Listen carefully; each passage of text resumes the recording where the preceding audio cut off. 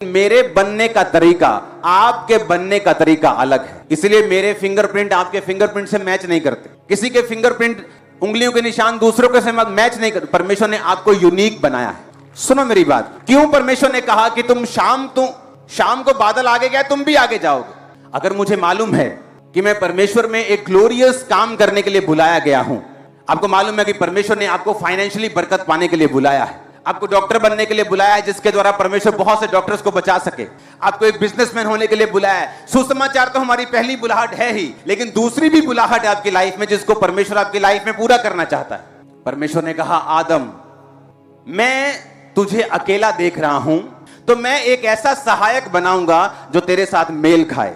परमेश्वर ने, बाइबल कहती, आदम लिया और उसे गहरी नींद में डाल दिया, उसकी पसली को निकाला, उसकी जगह मांस भर दिया और आदम के लिए औरत को तैयार कर दिया। आज इंसान की, मर्द की सबसे बड़ी हेल्पर एक औरत है, उसकी वाइफ, उसकी मां, उसकी बहन। और इसीलिए शैतान का पहला काम होता है आपकी वाइफ से आपकी बनने ना देना। जो घर अपनी वाइफ के साथ बनती नहीं, हस्बैंड के साथ बनती नहीं, वो आधे हैं, पूरे नहीं, वो ब्रेक हो चुके, 50% अधूरे हैं। जो काम के लिए प्रभु ने उनको बुलाया है वो पा नहीं पाएंगे। अगर एक जना परमेश्वर का विरोधी हो जाए तो दूसरा 100% पा सकता है जो खुदा ने सोचा है। लेकिन छोटे छोटे मसलों में एक मन ना होना और रोज छितर पनीर की रोटी खाना और कुत्ते की तरह लड़ना, ये आपकी फैमिली को आधा करता है। बेटे को अपनी ओर कर लिया बाप ने, मां से बनने नहीं दी, मां ने बेटे को अपनी ओर कर लिया, बाप से बनने नहीं दी। अब वो बाप से पहले नहीं बनती, एक दिन शैतान मां के खिलाफ भी उसको कर देगा। बाप की वो सुनना नहीं चाहता, अब मां की सुनता नहीं, घर ब्रेक हो गए। पर अगर दोनों से बनती होगी, मां के साथ कुछ होगा बाप आ जाएगा टांग अड़ाने, बाप के साथ कुछ होगा मां आ जाएगी टांग अड़ाने, घर बचा रहेगा। तो जब आदम के अंदर से कुछ बेस्ट निकालना था जो उसकी लाइफ के लिए 100% बेनिफिशियल हो, फायदेमंद हो, परमेश्वर ने आदम को गहरी नींद में डाला। गहरी नींद सरेंडर को दर्शाती है, समर्पित होने को दर्शाती है, खुदा के सामने कंप्लीट समर्पण गहरी नींद को दर्शाती है। आपकी लाइफ में जो हवा है, सिर्फ औरत की बात मैं नहीं कर रहा हूं, जो आपकी लाइफ से परमेश्वर बेस्ट निकालना चाहता है वो कैसे निकालेगा। एक दिन मैं प्रेयर कर रहा था, परमेश्वर मुझे सबसे बड़ी चर्च होने के बावजूद भी मेरी प्रेयर क्या थी, मुझे मजा नहीं आ रहा, मुझे और बढ़ना है। मुझे सब कहते थे क्या बात है, लंगड़े चल रहे हैं। मैं कहा मुझे आगे जाना है और आगे जाना है, मुझे क्या करना है, परमेश्वर मुझे बताओ मुझे क्या करना है। रोज खुदा से प्रेयर करनी, रोज रोज रोज रोज रोज। और एक दिन मुझे महसूस होया कि मुझे यहां घर में प्रेयर नहीं करनी, मुझे बाहर जाके प्रेयर करनी। मैंने गाड़ी उठाई, अपने लोगों को लिया, ड्राइवर लिया और मैं चला गया हिमाचल। तो वहां खड्ड थी एक नीचे, मैंने कहा यहीं रोक, और नीचे मैं खड्ड में उतर गया। मेरी टीम थोड़ी दूर तक आई, उसके बाद मैं नीचे खड्ड में चला गया जहां जानवर जुनवर बहुत होते हैं। वहां जाके मैं देखा कोई नहीं है, सिर्फ पेड़ पौधे हैं, मिट्टी है। वहां बैठकर मैं प्रेयर करने लगा, परमेश्वर सचमुच मुझे गाइड कर, मेरे अंदर से बेस्ट निकाल, जो तू चाहता है वो हो। घंटों प्रेयर करने के बाद वहां पे परमेश्वर ने मुझे विजन दिया कि जब तू प्रीच किया करेगा, लोग टीवी के ऊपर तुझे देखा करेंगे और लाखों लोग होंगे। आज तो लोग कॉपी कर रहे हैं कि जो खामरा मिनिस्ट्री कर रही, कॉपी पेस्ट करी जाओ, कामयाब वो हो रहे, हम भी हो जाएंगे, डोंट वरी। लेकिन ये हुआ कैसे?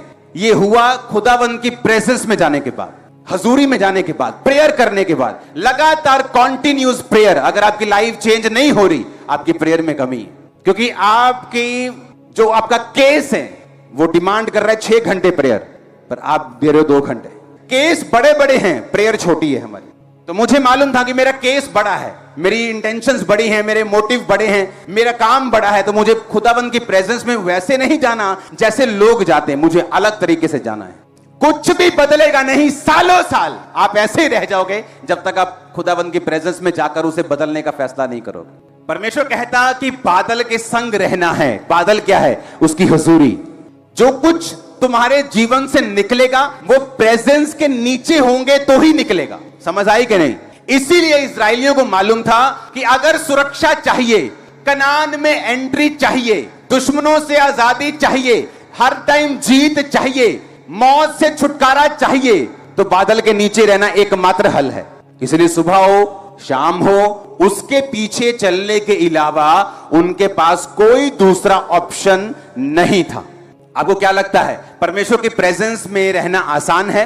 क्यों परमेश्वर ने मुश्किल किया उनको कि बच्चों समेत उठो भोर को, करो सामान पैक, चलो फिर निकलो। 2 दिन बाद डेरे खड़े किए, फिर शाम को फिर निकलो। कई बार लिखा 1 महीना, कई बार 3 दिन, कई बार 4 दिन, फिर पैक करो फिर निकलो। क्यों? परमेश्वर तुमको और मुझको बता रहा था कि जब तुम मुझे फॉलो करोगे तो फॉलो करना आसान नहीं होगा, मेरी प्रेजेंस में बने रहना आसान नहीं होगा। यहां पे परमेश्वर का बादल है, मैं बैठा हूं, लेकिन वो थोड़ी दूर चुगलियां चल रही, मन बहुत कर रहा है चुगलियां करने का, लेकिन अगर चुगलियां करनी है तो बादल को छोड़कर चुगलियां करने जाना पड़ेगा। आप समझेंगे नहीं तो बादल आगे निकल जाएगा। तो शरीर चाहता है चुगलियां करना, उधर पीछे बियर बन रही है, शरीर बियर पीना चाहता है, लेकिन परमेश्वर चाहता है बादल के नीचे नीचे मेरे साथ साथ रहना, ताकि मैं तेरी लाइफ से बेस्ट निकाल सकूं।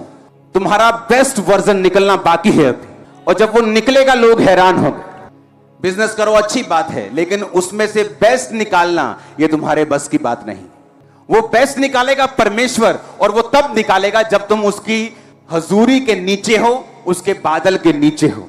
और शैतान तुम्हें खींचेगा उस बादल से बाहर कि चलो आओ व्यभिचार करने के लिए, चलो आओ चोरी करने के लिए, चलो आओ चुगली करने के लिए, चलो आओ आज पार्टी में चलते हैं, चलो आओ आज लंगर खाने चलते हैं। आप उसकी प्रेजेंस में नहीं, और जब आप उसकी प्रेजेंस में नहीं हैं, आप बेस्ट के हकदार भी नहीं, क्योंकि आदम के अंदर से अगर बेस्ट निकला तो वो उसके सरेंडर के बाद, समर्पण के बाद निकला। आप समर्पण करते हैं अपने आप को कैसे?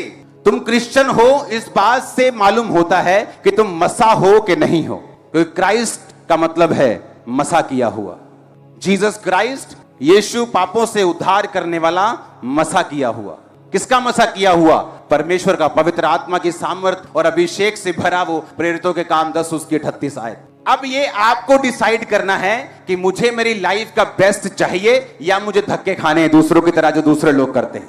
दुनिया में कई तरह की गाड़ियां हैं, कई लोग ऐसी गाड़ियां भी खरीद लेते जो फेल हो जाती 2 साल बाद, कंपनी भाग जाती। तो हो सकता है जो खुदा की प्रेजेंस में ना हो, शादियां उनकी भी हो रही हो, बिजनेस उनके भी चल रहे हो, लेकिन श्योरिटी कोई नहीं है। लेकिन यहोवा कहता है कि जिस आशीष को यहोवा देता है उसके साथ वो दुख नहीं मिलाता। अब आपको डिसाइड करना है कि मुझे खुदा की प्रेजेंस में रहना है।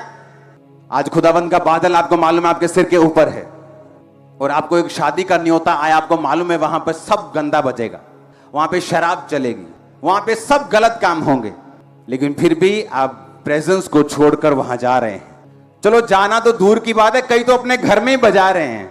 इमेजिन करो क्या परमेश्वर की प्रेजेंस उस घर में होगी। अगर खुदा की प्रेजेंस उस घर में नहीं है तो क्या बेस्ट वो देख पाएंगे अपनी जिंदगी का? क्या परमेश्वर उनकी लाइफ से वो निकालेगा जो परमेश्वर निकालना चाहता है? कभी भी नहीं। क्या प्रभु उनसे प्यार करता है? हाँ, प्यार तो वो सबसे करता है, पापियों से भी करता है। लेकिन आप लोग क्या वो देखना चाहते हो जिसके लिए आप सचमुच धरती पे आए हो? अपना बेस्ट वर्जन, अपना बेस्ट देखना चाहते हो कि नहीं, ये आप पे निर्भर करता है। हालेलुया। बादल चला तो मैं चला, आपका बेस्ट टीवी सीरियल लगा और खुदावंद की आत्मा कह रही जा और प्रार्थना कर। अब आपको देखना है कि शरीर को फॉलो करना है या बादल को फॉलो करना है। अगर बादल को फॉलो करेंगे तो बचे रहेंगे।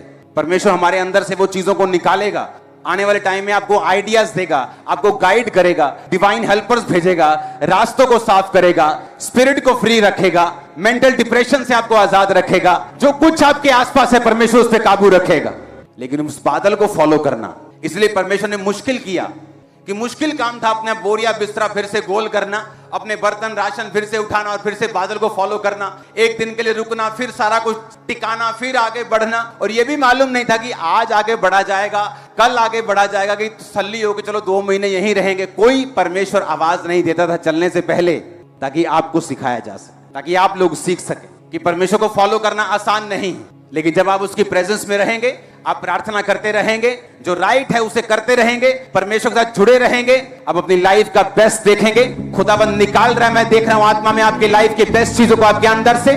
जो कुछ परमेश्वर ने इस दुनिया में बनाया है उसका एक रूल है, वो अपने जैसा अपने अंदर से ही पैदा कर सकता है। आदमी आदमी को, गधा गधे को पैदा करता है, संतरा संतरे को पैदा करता है। संतरा कहां से, संतरा कहां से अगर उगाना हो तो कहां से बीज आता है उसका?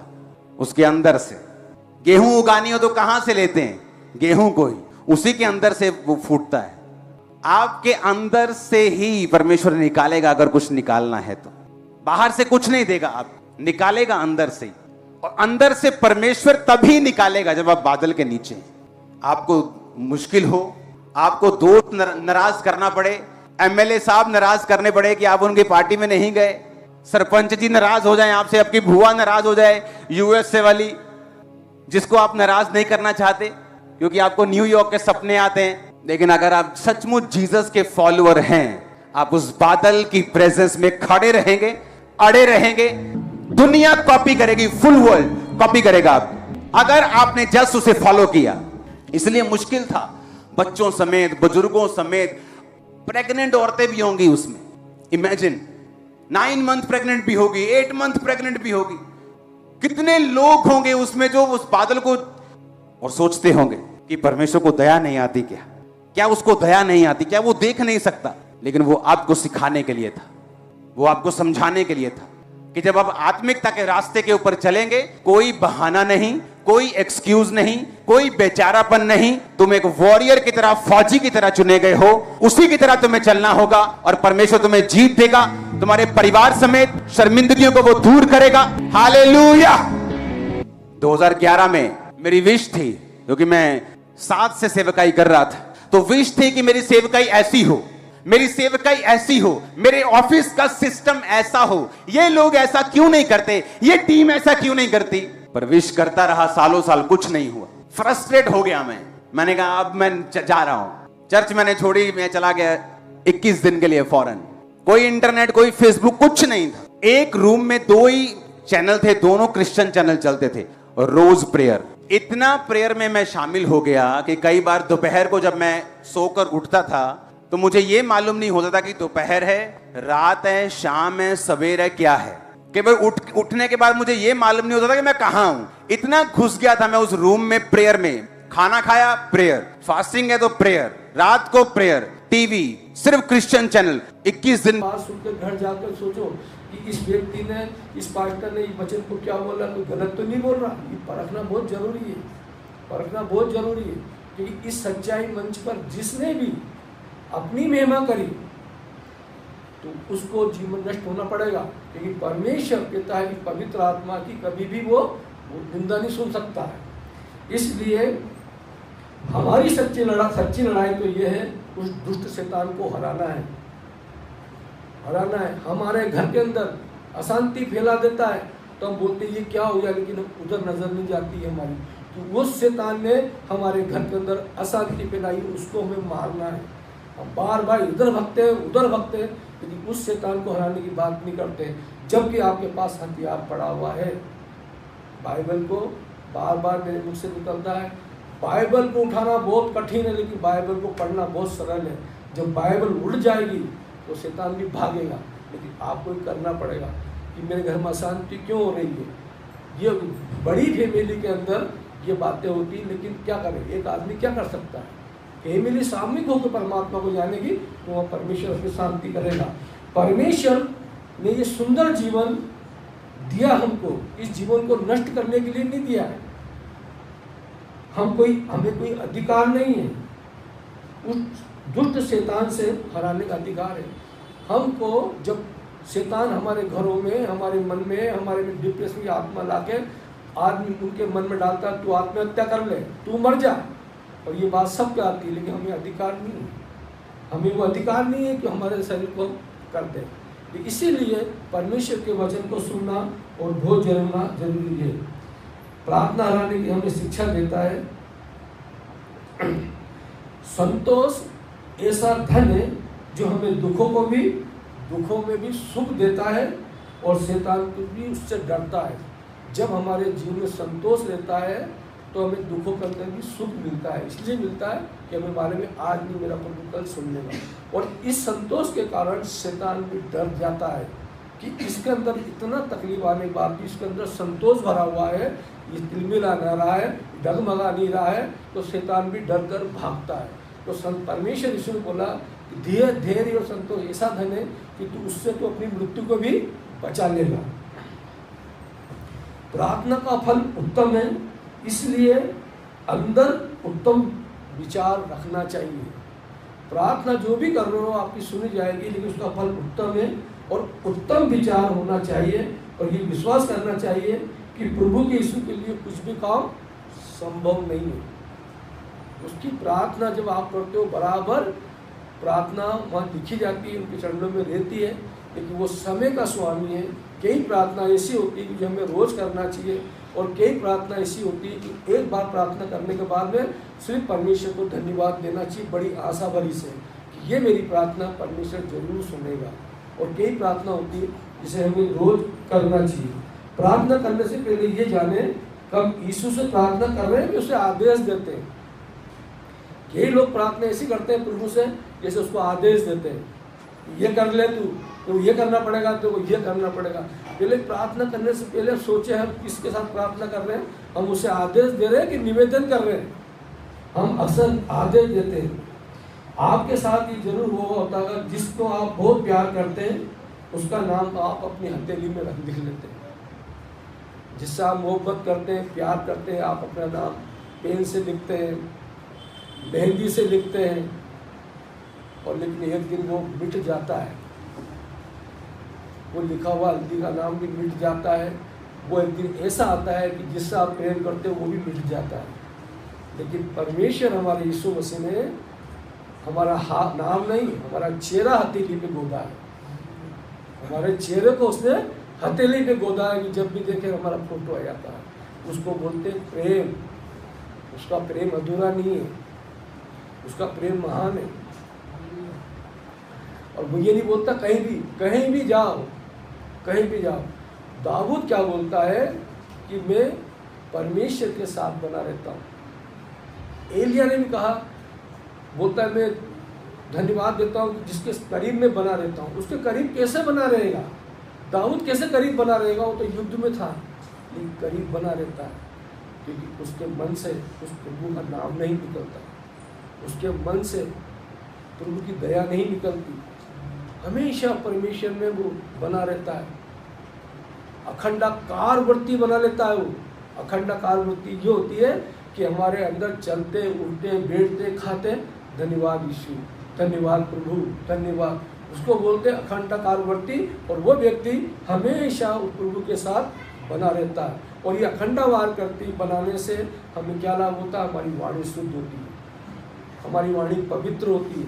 जब भी आपके पास किसी का फोन आएगा प्रार्थना का, आपने फोन करा, परमेश्वर आपकी बात को जरूर प्रार्थना सुन के उसे चंगाई, आशीष, कृपा, शांति मिलेगी, क्योंकि आपकी वाणी में परमेश्वर की जबान पे शुद्ध है, क्योंकि आप कंटिन्यू उसका धन्यवाद देते हो। कलीसिया में भाई या बहन जो भी प्रचार करे, आपकी प्रार्थना उस भाई के लिए होना चाहिए, क्योंकि शैतान सच्चाई मन पर भी अपने कार्य को करता है। अब एक वचन और पढ़े जो काल के लिए मैंने बोला था, वचन के लिए अय्यूब 33:16।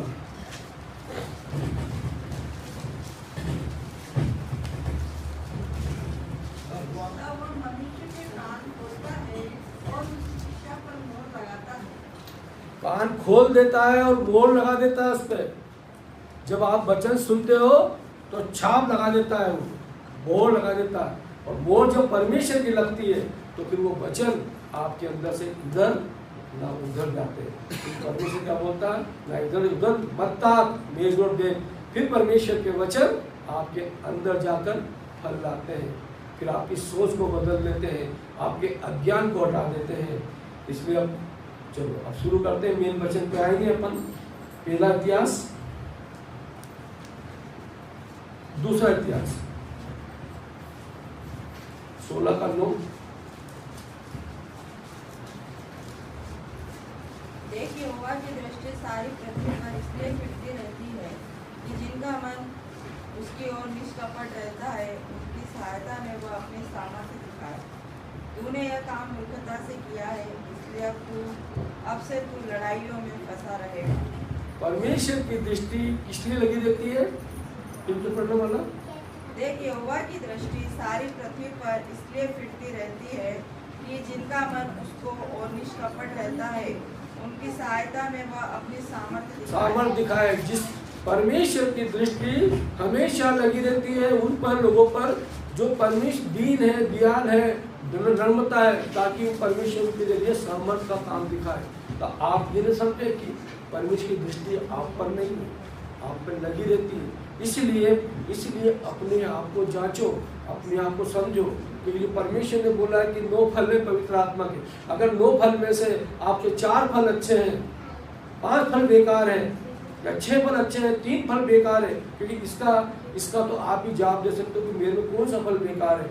2 फल में से जो बेकार फल है, परमेश्वर के चरणों में जवाब कहो, प्रभु ये फल मेरे जीवन में काम नहीं कर रहा है, ये फल के मेरे जीवन में आ नहीं रहा है, मुझे दे, तो वो फल परमेश्वर पूर्ति करेगा। आपकी 2 फल की पूर्ति जरूरी होना, लेकिन आपके पास कमी है तो जरूर आप परमेश्वर से बोले, प्रभु 2 फल में मुझे ये घटी है, मुझे ये कमी है, ये इसमें दे, मुझे मेरा मन नहीं लगता है। तो परमेश्वर क्या बोलता है, आओ हम आपस में वाद विवाद करें, उससे विवाद तो करें अपन कि प्रभु मैं इतनी प्रार्थना कर रहा हूँ लेकिन यह आदत मेरी सुधर नहीं रही, या ये मेरी बात नहीं सुधर रही, या मेरे को नहीं हो रहा, तो परमेश्वर से बोलकर तू उस पर दया कर। तो परमेश्वर दया करता है, इसलिए उसकी सारी नजरें हम पर रहती है। आज हम वचन में जाएंगे, पेंसिल पे हम करेंगे विचारों पे, वचन प्रार्थना करेंगे, विचारों पे समझेंगे। तो अपन निकाले 1 राजा 18 अध्याय और 21 वचन। और एलिय्याह सब लोगों के पास आकर कहने लगा, तुम कब तक 2 विचारों में लटके रहोगे? यदि यहोवा परमेश्वर हो तो उसके पीछे हो लो, और यदि बाल हो तो उसके पीछे हो लो। लोगों ने उसको उत्तर में एक भी बात न कही। बस अब आप इसको बड़े संत हैं। और एलिय्याह सब लोगों के पास आकर कहने लगा, तुम कब तक 2 विचारों में लटके रहोगे? बने रहोगे नहीं, लटके रहोगे। ये एलिय्याह है जो परमेश्वर के करीब रहता है। ये वो एलिय्याह है जिसने बड़े बड़े आश्चर्य काम किए। ये एलिय्याह है जो परमेश्वर के ज्ञानों को, परमेश्वर के गूढ़ रहस्यों को इसने पा लिया। ये एलिय्याह वो है जिसको साक्षात परमेश्वर ने उठा लिया। ये बोलता है तुम कब तक लटके रहोगे? अगर मान लो यहाँ लटक गए तो किधर के रहोगे आप? तो बोले 2 विचारों में कब तक तुम लटके रहोगे? यदि यहोवा परमेश्वर की हो तो मेरे पीछे हो लो, यदि बाल की हो तो उसके पीछे हो लो। लोगों ने उसके उत्तर में एक भी बात नहीं कही। इसलिए वो लोगों ने बात नहीं कही क्योंकि वो अगर एक विचार के होते तो वो कह देते। लेकिन जय वाणी एलिय्याह ने उनको बोला कि तुम कब तक लटके रहोगे, परमेश्वर के बोलो। तो 2 विचार में खो गए, 2 विचारों में खो गए, इसलिए उत्तर नहीं दे पाए। वो बड़ी उससे बोल नहीं पाए कि हम बाहर के पुजारी हैं, लेकिन 2 विचारों में अटक गए। और 2 विचारों में अटकने के बाद में मनुष्य के पास जवाब नहीं होता। हमारे 2 प्रकार की प्रार्थना होती है। 2 प्रकार के विचारों में जब हम लटके रहते हैं, और लटके रहने का अर्थ यह है कि हम कुछ भी हासिल नहीं कर पाते। जब हमारे 2 विचार होते हैं, हम लटके रहते हैं, तो हम कुछ भी हासिल नहीं होता। जैसे नल के नीचे उल्टी बाल्टी रखी लेना, अगर नल के नीचे उल्टी बाल्टी रखोगे, नल चलेगा तो क्या उसमें पानी आएगा? नहीं आएगा। तो 2 विचार में लटके रहोगे तो ऐसा ही होगा। अविश्वास, 2 प्रकार के विचार अविश्वास दर्शाते, और हमारे 2 प्रकार के विचार परमेश्वर के संबंध का रिश्ता नहीं जोड़ने देते। हमारे 2 विचार परमेश्वर से संबंध का रिश्ता कभी नहीं जोड़ने देते। इसलिए नहीं जोड़ने देते कि हम 2 विचार में लटके रहते हैं। वहाँ लटक गए, वहीं सोच रहे कि तो अब क्या होगा, इधर जाऊँ उधर जाऊँ, क्या करूँ, बाइबल पढ़ूँ नहीं पढ़ूँ, मैं क्या करूँ, मेरे माता पिता तो जाते, मैं नहीं जाऊँगा तो क्या होगा। लेकिन परमेश्वर ने कहा है जो फिरेगा वही पाएगा, जो आएगा वही जाएगा। पत्नी बोले कि तुम जाते तो हो, लेकिन पत्नी नहीं बोले तो पति जाएगा। 2 विचार के अंदर